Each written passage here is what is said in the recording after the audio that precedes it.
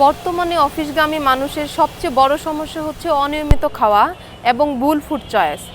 দীর্ঘমেয়াদে এটা চলতে থাকলে দেখা যায় ওজন বৃদ্ধি, গ্যাস্ট্রিক, এমনকি হরমোনাল ও ডায়াবেটিসের সমস্যাটাও ঝুঁকিটাও বেড়ে যায়।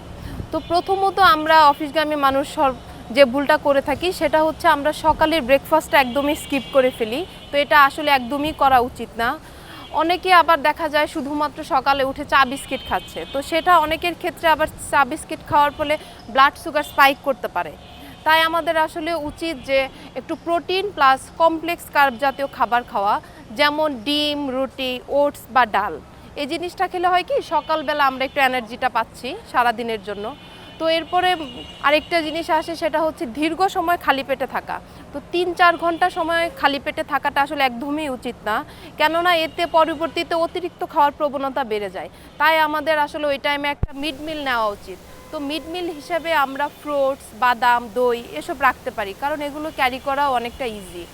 আর সবচেয়ে ইম্পর্টেন্ট যে ইস্যু সেটা হচ্ছে আমাদের লাঞ্চ। দুপুরের লাঞ্চটা অবশ্যই ব্যালেন্স হতে হবে।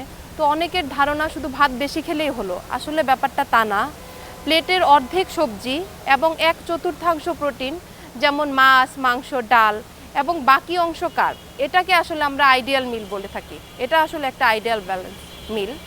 তো আরেকটা ইম্পর্টেন্ট জিনিস সেটা হচ্ছে হাইড্রেশন।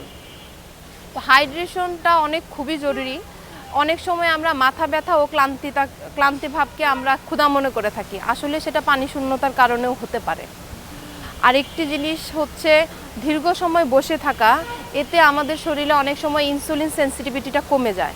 তো এই ক্ষেত্রে আমাদের উচিত 1-2 ঘন্টা পর পর উঠে 2-3 মিনিট হাঁটাচলা করা বা নড়াচড়া করা, এতে আমাদের শরীরটা একটু অ্যাক্টিভ থাকে।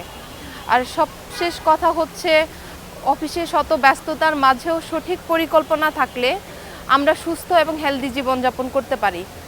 মনে রাখতে হবে, সঠিক ডায়েট কন্ট্রোল না করলে পরে ডিজিজ কন্ট্রোলও কঠিন হয়ে যায়।